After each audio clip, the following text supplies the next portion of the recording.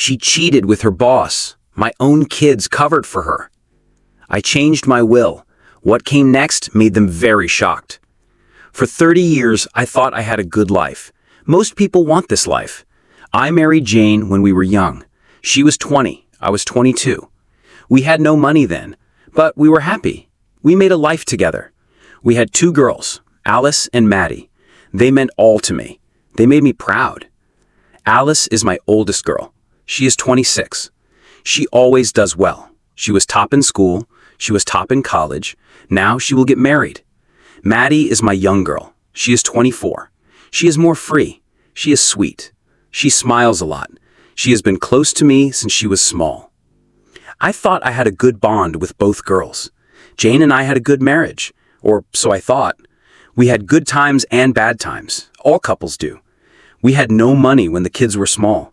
We fought sometimes. We had health problems, but we stayed together. I thought we were a team. I thought we would be old together. I thought we would sit and laugh about when we were young. I loved her with all my heart. Last week, all fell down. It was a normal day. Jane told me she would eat out with Alice and Maddie. They do this a lot, every few weeks. They call it girls' dinner. They talk and laugh. They share things they don't want me to know. I did not mind. I liked that they were close. It made me feel proud. I felt I did a good job as a dad and husband. That night, Jane got ready upstairs. I was in the kitchen. I drank coffee. I looked at news on my phone. I remember it well. Her phone made a sound on the table. This was not new. The girls text her a lot. They make plans. I did not think. I picked up her phone. I feel bad for what I did next. I had no reason to doubt her. But I opened the text. It was from a new number. It said, "I want to see you tonight." I stood still. I felt lost. This could not be real. It must be a mistake. Or maybe it was not what it looked like. I looked at the text for a long time. My mind ran fast. I tapped to see more texts. What I saw broke me.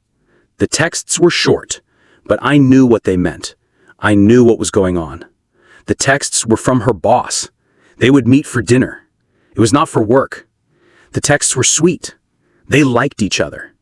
There were texts from last week. One said, "I miss you. One time a week is not enough." Jane said, "I miss you too." My stomach felt bad. My heart beat fast. My hands shook. I almost dropped the phone. This was my wife. I built my life with her. She is the mother of my kids. She was with another man. I did not know what to do.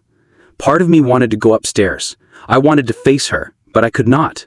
I was in shock. I tried to understand what I saw. I needed to know more. I had to be sure. A few minutes later, Jane came down. She looked nice. She always looks nice. She smiled at me. She kissed my cheek. She said, "Don't wait for me." Her voice was warm, like all was fine. I do not know how I stayed calm. I said, "Okay, have fun with the girls." When she left, I took her phone. I turned on the map. I could see where she was. I never did this before. I never felt the need to spy. But now, I did not care. I needed to know the truth. I sat and looked at my phone. I waited to see where she was. When it showed, my heart fell more. She did not go to the place where she meets the girls.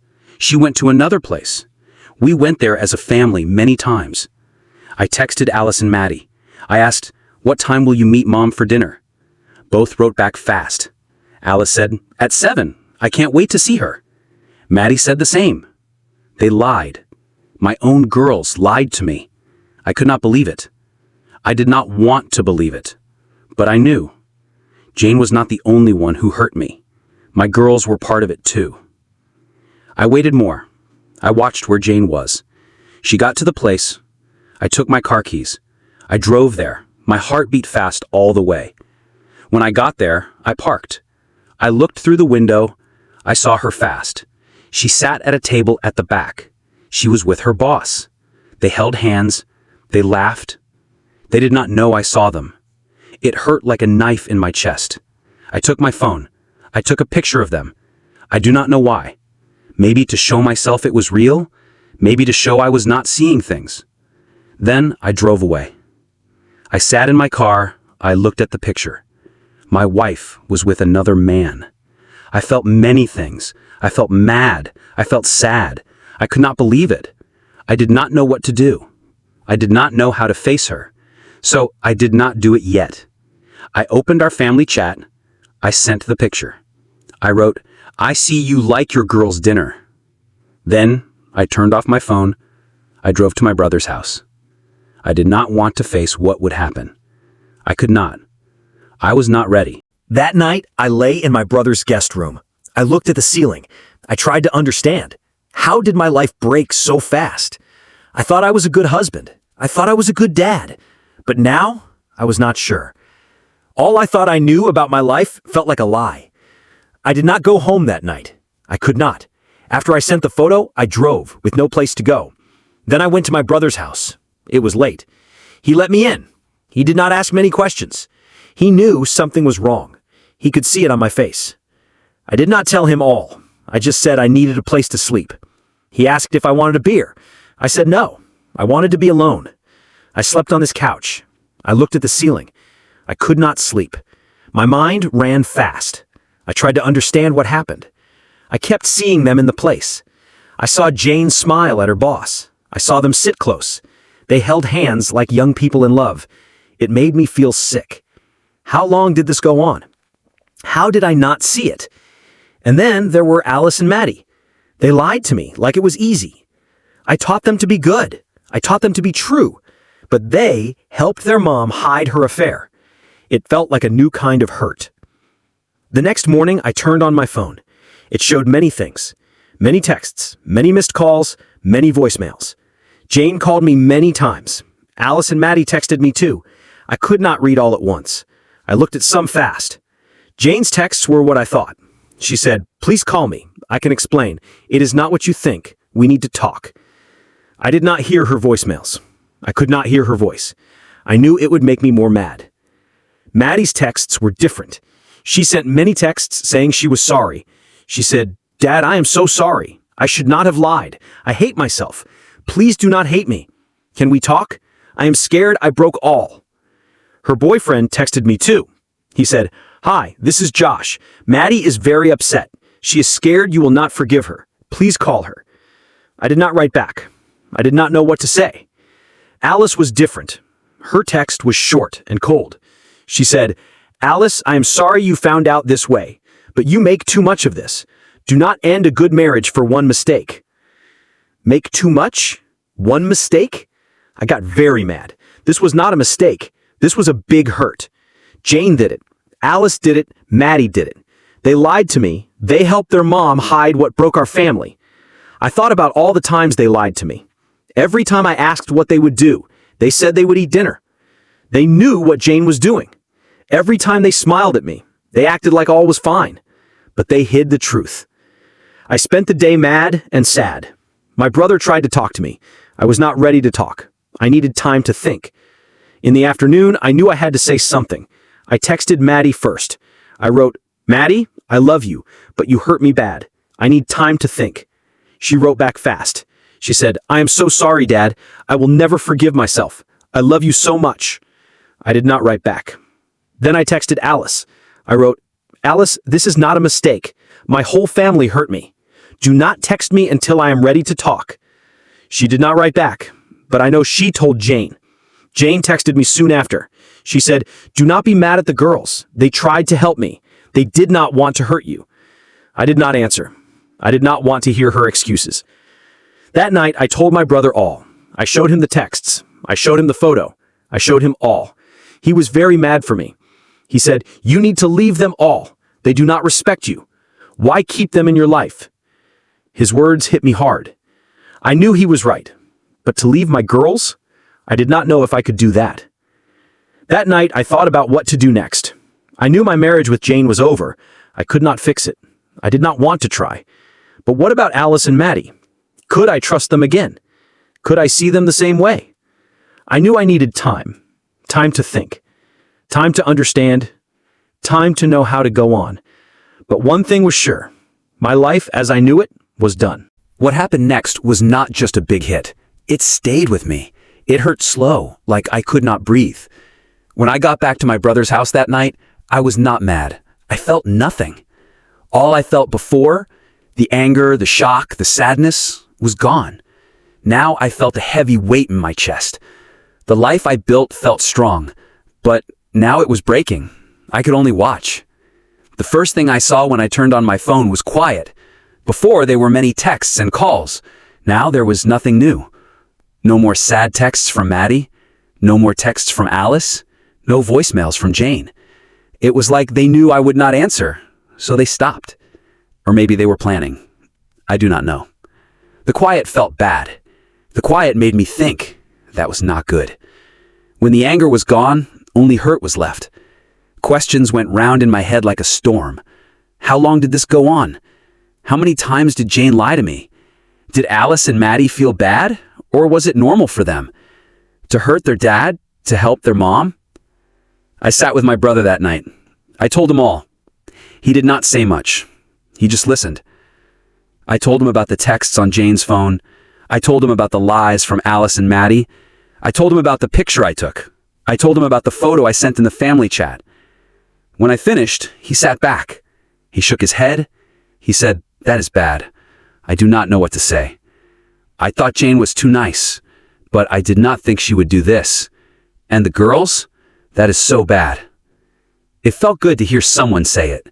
It showed I was not crazy, but it did not make things easier. My brother was mad for me. That helped for a bit, but I did not need his anger. I had my own anger. What I needed was a clear way to go on. I had no way. The next morning, I decided to stop feeling bad. I decided to do something. First, I had to fix my money. I could not think about my feelings if I did not protect myself. I spent the day closing our shared bank accounts. I put my money in a new account. Jane could not touch it. I made sure nothing was at risk in the divorce. I would not let her use my sadness to hurt me. But it was not just about Jane. When I looked at my money, I thought about Alice's wedding. I spent a lot of money on it. I planned to spend more, many thousands of dollars. All for a girl who lied to my face? A girl who helped her mom hurt me? The thought made me sick. I made a note to talk to my lawyer. Maybe I could not get the money back, but I would not pay one more cent. In the afternoon, I was ready for the next step. I called a lawyer. I called many lawyers. My brother said I should meet a few first, so I spent the day in offices. I told my story to people I did not know. They tried to act nice, but I could see they judged me. At the end of the day, I picked one. She was strong, she was smart, and she was tough. I told her I wanted it to be fast and simple, but I also wanted to make sure Jane did not get things she did not earn. The lawyer said she had done many cases like this. That did not make me feel better, but I felt she would help me. That night, I sat alone in my brother's guest room. I thought about what I wanted to say to Jane. I had not faced her yet. I avoided it. Part of me did not trust myself to stay calm. Part of me did not want to let her explain. What could she say to make this okay? But I knew I could not avoid her forever. I would have to face her sometime. When I did, I wanted to be ready. I did not want to believe her excuses. I did not want to feel bad for her tears. I had to stay strong. I had to remember why I was doing this. I wrote down all I wanted to say. I wrote all my questions. I wrote all my points. I did not know if I would use it, but writing it helped. It made me feel I had some control. I was not just a victim. But the hardest part was thinking about Alice and Maddie. I had not talked to them since I sent those texts. I did not know if I could. How do you talk to your girls after you find out they lied to you for months? How do you learn to trust them again? I wanted to believe Maddie was truly sorry. I wanted to believe she meant it. But how could I trust her? How could I trust anything she said? And Alice, her cold words broke me. I always knew she was closer to Jane, but I never thought she would choose her mom over me in this. It felt like she made her choice, and her choice was not me. That night, I made another choice. I would not go to them. If they wanted to fix this, they had to come to me. I would not run after them. I would not beg them to forgive me. I would not ask for their reasons. They made their choices. Now, They had to live with what comes next. As I lay in bed, I looked at the ceiling. I felt a strange calm. For the first time since I found out about the affair, I did not feel lost. I had a plan. It was not a big plan. It would not fix all. But it was a start. I was done being a victim. From now on, I would be in control. After 2 days in my brother's guest room, I decided it was time to face Jane. I did not take calls. I tried to understand my feelings. I knew I had to talk to her. Avoiding her would not change things. I had things to say. She had to hear them. I texted her that night. I said, "We need to talk. At 10 in the morning. At our house." She wrote back fast. She said, "I will be there. Please let me explain." Explain what? What could she explain? I did not want to hear her excuses, but I did not write back. I would talk when I saw her face to face. The next morning, I got up early. I drove to our house. When I walked in, I felt sad and mad at the same time. This was our home. We built our life here. We raised our kids here. We had birthdays here. We had special days here. Now it felt empty. All the good things here felt bad now. Jane came on time.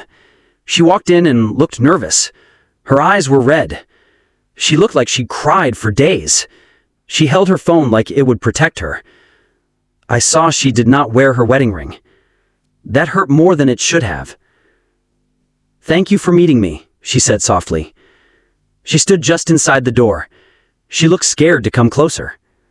"Do not thank me," I said. My voice was colder than I thought. "I am not here to make things easy for you." This was how our talk would be. We sat at the dining table. We had many family meals at this table. She started to talk right away. She said all the things I thought she would say. It was not serious. It did not mean anything. It was a mistake. She said the same things again and again. Like if she said them enough, I would believe her. "Stop," I said. I cut her off. "I do not want to hear excuses. I want answers." She looked confused. "What do you mean?" "How long?" I asked. She waited. "A few months?" "Try again," I said. Her face fell. She said in a low voice, "Almost a year." I made a fist under the table. I tried to stay calm. A year. A whole year of lies. How many times did she smile at me? How many times did she kiss me? How many times did she say she loved me, all while she was with another man? And the girls, I asked. How long did they know? Jane looked away. "Not the whole time. I told them a few months ago."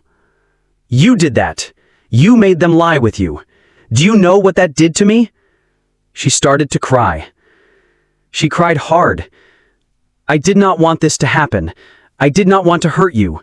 But I was not happy." "Not happy?" I said loud. My voice filled the empty house. "You were not happy, so you broke our family. You were not happy, so you cheated on me. You made our girls part of your mess? Do you know what you did, Jane?" She did not answer. She just sat and cried into her hands. And for the first time, I did not feel bad for her. "You broke all," I said quietly. "Not just our marriage. My bond with Alice and Maddie too. How can I trust them now? How can I look at them and not see what they did?" "I did not want them to lie to you," she said in a low voice. "I did not want any of this." "Then why did you do it?" I asked. "Why did you not come to me if you were not happy? Why did you not try to fix things? Why did you go behind my back?" She had no answer. Or maybe she did, but it did not matter. Nothing she said would change what she did. After a long, quiet time, I stood up. "I will divorce you," I said. "My lawyer will call you soon." "Please do not do this," she begged. She stood up too. "We can fix this. We can make it better." "There is nothing to fix," I said. "You made your choice. Now I make mine." Before I left, I turned to her one more time. "And one more thing. I will not pay for Alice's wedding now. She can ask her boss to pay, since you both are good at keeping secrets." Her face fell again, but I did not stay to see what she did. On my way out, I stopped in the hall. I looked at the family photos on the wall. There we were. Me, Jane, Alice, and Maddie. We smiled like a perfect family. I used to love those photos. Now, they felt like a bad joke. I took one photo. It was from Alice's school day when she finished. I smashed it on the wall. The glass broke. For a short time, I felt good, but it did not last. As I walked to my car, I knew something. This was just the start. The talk with Jane was over, but the real fight was just starting. I still had to deal with Alice and Maddie. I still had to know how to go on. And I still had to face the truth. The life I thought I had was gone. The life I built for 30 years was gone. The talk with Jane was just the first step. It made things clear, but it did not make things easier. It made the hurt feel heavier, more real. The anger I felt for Jane was sharp, but I knew why I felt it. I knew what she did. I knew why I left. The problem with Alice and Maddie was not clear. They were my girls, my own blood, but they chose her. The day after I told Jane I would divorce her, I decided to meet Alice and Maddie. I would meet them one by one. I could not ignore them forever, and I was not ready to cut them off for good. Not until I heard their side. But I knew this would not be a nice talk. The trust between us was broken. I needed to know if there was anything left to fix. I started with Maddie. She was always more emotional. Her texts the last few days were very upset. I asked her to meet me at a park near my brother's house. When she came, she looked like she hadn't slept for days. Her eyes were red. She moved her hands a lot. When we sat on a bench, she started to cry. "Dad, I am so sorry," she said. Her voice broke. "I did not know how to tell you. I did not want to hurt you." "Then why did you lie to me?" I asked. I tried to stay calm, but strong. "Why did you help your mom? Did you think I wouldn't find out?" She shook her head. She wiped her eyes. "It wasn't like that. She told me a few months ago. I was mad at her, but she begged me not to tell. She said she would stop soon. She said it was just for a short time. I didn't know what to do." I looked at her. I tried to understand her words. "So you chose to help her instead of telling me the truth?" "I thought she would stop," Maddie said. Her voice was very low. "I didn't want to break the family if she would fix things. I didn't know it would get this bad." That is not good enough, Maddie, I said. You cannot say you did not know. You knew she was with another man. You knew she lied to me, and you helped her. Do you know how that makes me feel? She broke down again. She covered her face with her hands. I felt a little bad watching her cry, but I could not let it change how I felt. This was not just about the affair now. It was about how they broke my trust. "I do not say this to punish you," I said at last, "but I need you to know how much this hurt me. Right now, I do not know if I can trust you. I do not know if I can ever trust you like I did before." Maddie nodded. Her shoulders shook. "I will do anything to fix this, Dad. Anything. Just tell me what to do." I had no answer for her. I told her I needed time. Then I left. My talk with Alice was very different. I asked her to meet me at a coffee shop. I thought a neutral place would be better. She came 10 minutes late. She looked nice and calm, like nothing had happened. That alone made me mad. "Thanks for meeting me," she said when she sat down. I did not wait. "Alice, why did you not tell me about your mom's affair?" She sighed. She sat back in her chair. "Dad, I did not want to be part of it. It was between you and Mom. I thought it was better to not get involved." "Not get involved?" I said. My voice got louder. "You did get involved, Alice. You lied to me. You helped her. That is not staying out of it. That is choosing a side." "I was not choosing sides," she said in defense. "I tried to keep things calm. I did not want to make things worse." "Worse for who?" I asked. "For me or for your mom?" She did not answer. That told me all I needed to know. "Alice, you are a grown-up," I said. "You will get married soon. If the man you will marry did to you what your mom did to me, what would you want? Would you want people to lie and help him? Or would you want someone to tell you the truth?" "That is different," she said. She looked annoyed. "Mom made a mistake. It does not mean you have to throw all away." "One mistake?" I said again. I shook my head. "Do you hear what you say? This was not a bad choice. Your mom hurt me. You hurt me. Maddie hurt me. And you sit here like I make too much of this." "I do not say that," she said fast. "I just think you are too hard. You are hurt, I get that. But you will be sorry later if you cut us out. We are your family." "Family does not lie to each other," I said. "Family does not help someone who breaks all. You and Maddie did not just lie to me. You broke my trust. Right now, I do not see how I can get past that." She crossed her arms. She looked frustrated. "So what? You will say we are not your kids? You will act like we do not exist?" "I do not know," I said. "But I cannot act like nothing happened. I cannot act like you did not hurt me." We sat quiet for a few minutes. Then I stood up. I said what I needed to say. I told her, "The rest is up to you." She did not try to stop me when I walked out. That night, I sat alone in my brother's guest room. I thought about both talks. Maddie seemed truly sorry, but I did not know if I could ever fully forgive her. Alice was different. She would not say what she did was bad. She did not think she was wrong. For the first time, I thought hard about cutting them both out of my life. It was not a choice I wanted to make, but the thought of trying to fix my bond with people who hurt me so much felt impossible. That night, I made my choice. The next morning, I called my lawyer. I told her to change my will. Alice and Maddie would not get my money when I die. All my money, my savings for when I am old, my house, all would go to my sister and her kids. They had always been there for me. I knew they would not hurt me like my own girls did. When I told my brother, he did not try to change my mind. "You do the right thing," he said. "They made their choices. Now they can live with what comes next." What happened next was fast. Maddie called me the next day. She cried very hard. "Dad, please do not do this," she said. "I know I did wrong, but I love you. I do not care about the money. I just do not want to lose you." Her words hurt more than I thought, but I did not change my mind. "Maddie, I will always love you," I said. "But love does not mean I can forget what you did. I need time. Maybe one day we can fix our bond, but right now, I cannot have you in my life." She kept crying. Then she hung up. Alice did something different, as I thought. She sent me a long email. She said I was small and mean. She said I punished her for trying to keep peace. She said I was breaking her wedding for something that was not her fault. I did not write back. There was no point. Jane tried to fix things too. She sent me an email. Her words were nice and careful. She begged me not to cut the girls from my will. She said it was not fair to punish them for her mistakes. She even said that removing them would break the family for good. I did not write back to her either. As days passed, I started to feel better. I still felt anger, but the weight of the hurt did not feel so bad.